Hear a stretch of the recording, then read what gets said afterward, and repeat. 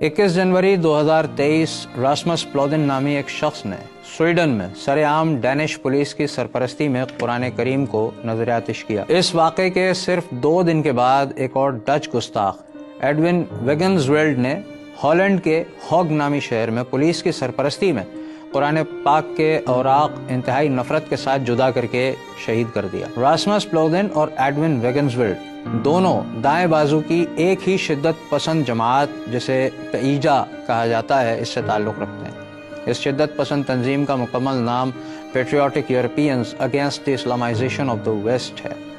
Rasmus Paludan 2019-2020 में भी कुरान करीम नजर आतिश करने की बाकायदा मुहिम चला चुका है, बल्कि 2020 में तो रमज़ान के महीने में इसने कुरान करीम को नजर आतिश करने के लिए एक बाकायदा टूर का ऐलान किया था, जिसका नाम इसने बर्निंग द कुरान टूर रखा था, जिसमें जगह जगह पहुंचकर कुरान पाक की बेहुरमती की जाना थी। इस ऐलान के बाद उसकी हुकूमत ने इस पर 2 साल की पाबंदी लगाई थी, लेकिन फिर 2022 में इसे भौंकने की सरकारी इजाज़त दोबारा मिल गई। अक़वाम मुत्तहिदा, स्वीडन और दीगर आलमी क़ुव्वतों का रवैया क्या रहा, बल्कि खुद वाहिद मुस्लिम एटॉमिक पावर पाकिस्तान का रवैया क्या रहा।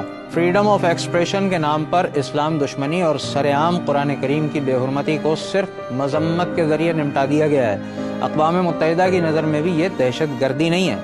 हाँ, अमेरिका, इसराइल, डेनमार्क और हॉलैंड का झंडा अगर जला दिया जाए तो उस पर दहशतगर्द करार दिया जा सकता है, लेकिन कुरान करीम को नजर आतिश करना फ्रीडम ऑफ एक्सप्रेशन है। हम मुसलमान बहुत बेगैरत हो चुके हैं, सिर्फ मजम्मत से काम चलाते हैं।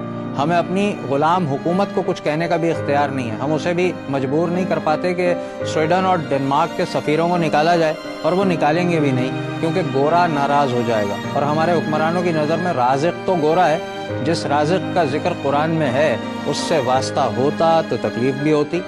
सिर्फ मजम्मत कर दी काफ़ी है। सियासतदानों के लिए अपने वोटर्स को खुश करना अहमियत रखता है, लिहाजा खोलते हुए 1-2 बयान काफ़ी हैं। वोटर अपने लीडर पर ईमान ले आएगा।